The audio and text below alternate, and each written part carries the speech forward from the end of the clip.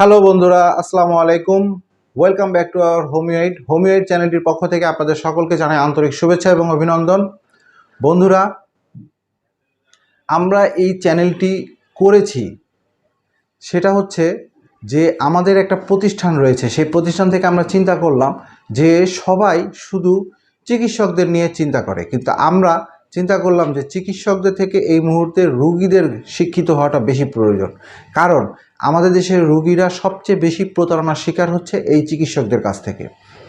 একজন হোমিওপ্যাথি চিকিৎসক কি করলে বা কিভাবে চিকিৎসা দিলে আপনি বুঝবেন যে সে একজন প্রকৃত চিকিৎসক, আমরা এই চ্যানেলের মাধ্যমে আপনাদেরকে প্রতিটা ভিডিওতে কিছু না কিছু টিপস আপনাদেরকে দিয়ে দেব। এবং আপনারা যদি ভিডিওগুলো দেখেন তাহলে যারা হোমিওপ্যাথি চিকিৎসা করছেন তারা অন্ততপক্ষে প্রতারিত হবেন না, এতটুকু গ্যারান্টি আমরা দিতে পারি। তো বন্ধুরা, আমি ডাক্তার শাহ মোহাম্মদ নুরুল আলম থাকবো আপনাদের সাথে বিভিন্ন ধরনের স্বাস্থ্য বিষয়ক পরামর্শ নিয়ে। তো চলে যাই মূল আলোচনায়। তবে তার আগে যারা এখনও আমার চ্যানেলটি সাবস্ক্রাইব করেননি, please subscribe my channel and press the bell icon, যাতে পরবর্তী নতুন ভিডিও আসলে আপনার কাছে নোটিফিকেশন পৌঁছে যায়।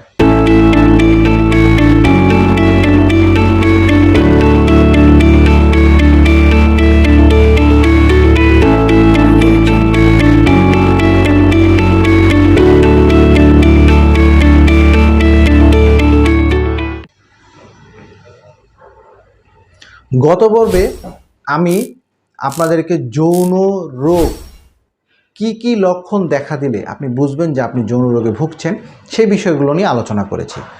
আজকে যৌন রোগের দুইটা কারণ নিয়ে আলোচনা করব। কি কারণে যৌন রোগ হচ্ছে, দুইটা কারণ আমি আপনাদেরকে বলার চেষ্টা করব। এই কারণগুলো সাধারণত এই দুইটা কারণে আমাদের যৌন রোগ হয়ে থাকে। এটা হচ্ছে দুইটা কারণের মধ্যে একটা হচ্ছে প্রাইমারি সেক্সুয়াল আর একটা হচ্ছে সেকেন্ডারি সেক্সুয়াল। প্রাইমারি সেক্সুয়ালটা কি? এটা শরীর বা মেডিকেল সমস্যার কারণে হয়ে থাকে, ফলে ডাক্তারের শরণাপন্ন হতে হয় এবং এসটিডি বা এসটিডিআই ইত্যাদি হলে এই সমস্যা সৃষ্টি হতে পারে। এই প্রাইমারি সেক্সুয়ালটা সাধারণত এই কারণে, এটা শারীরিক বা মেডিকেল সমস্যার কারণে হয়। মেডিকেল সমস্যা বলতে বিভিন্ন ধরনের চিকিৎসা এই ধরনের ব্যাপার থেকে আপনার এই সেক্সুয়াল সমস্যাটা দেখা দিতে পারে। আরেকটা হচ্ছে সেকেন্ডারি সেক্সুয়াল, সেটা হচ্ছে মানসিক কারণে। মানসিক কারণটা খুব গুরুত্বপূর্ণ। ভাই একটা কথা বলি, মনে করেন আপনি আপনার ওয়াইফের সাথে রোমান্স করছেন, তাৎক্ষণিক আপনি নিউজ পাইলেন আপনার মা বা বাবা অ্যাক্সিডেন্ট করছেন, আপনি কি সেক্স করতে পারবেন? সম্ভব? সাথে সাথে আপনার প্যানিস নিস্তেজ হয়ে যাবে, কারণ আপনার ব্রেন ডাইভার্ট হয়ে যাবে। তার মানে কি, আমার প্যানিস কন্ট্রোল করতেছে আমার ব্রেন, অর্থাৎ আমার ব্রেন যখন অন্যদিকে চিন্তা করা শুরু করবে তখনই আপনার নার্ভ কাজ করা ছেড়ে দিবে, সে তখন অন্যদিকে ডাইভার্ট হয়ে যাবে। আলটিমেটলি কি হবে? আপনি সেক্স করতে পারবেন না। তার মানে কি, টোটালি সেক্সুয়াল ব্যাপারটা ডিপেন্ড করে আপনার মাইন্ডের উপরে। এই যে মানসিক ব্যাপারটা, এটা কিন্তু খুব ইম্পর্ট্যান্ট একটা ব্যাপার। আপনি প্রাইমারি সেক্সুয়াল যে কোনো কারণে আপনি মনে করেন আক্রান্ত হলেন, সেটা চিকিৎসা এক ধরনের। আপনি যদি সেকেন্ডারি সেক্সুয়াল এই সমস্যার কারণে, অর্থাৎ মেন্টাল কোনো কারণে আপনি যদি আক্রান্ত হন, সেটা সমস্যা এক ধরনের, চিকিৎসা এক ধরনের। আপনি যদি মানসিক কারণে এই ধরনের প্রবলেম হয়ে থাকে, তখন দেখা যাবে কি আপনাকে ওষুধ তো দিতেই হবে, পাশাপাশি কাউন্সিলিং দিতে হবে। আপনি এই যে রাস্তাঘাট থেকে এলোপাথারি ওষুধ কিনে খেয়ে আপনি জিনিসটাকে বিগড়ায় দিবেন না দয়া করে।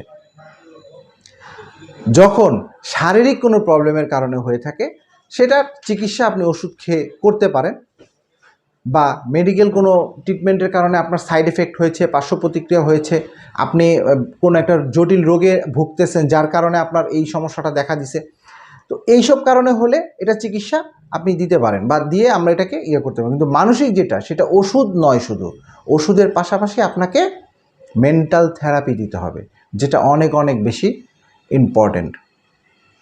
আমি একটা রোগীর এক্সাম্পল দিব, সেই রোগীর এক্সাম্পল দিয়ে আমি শেষ করে দিব। সেটা হচ্ছে যে আমার চেম্বারে একটা পেশেন্ট আসছিল, নাম বলবো না।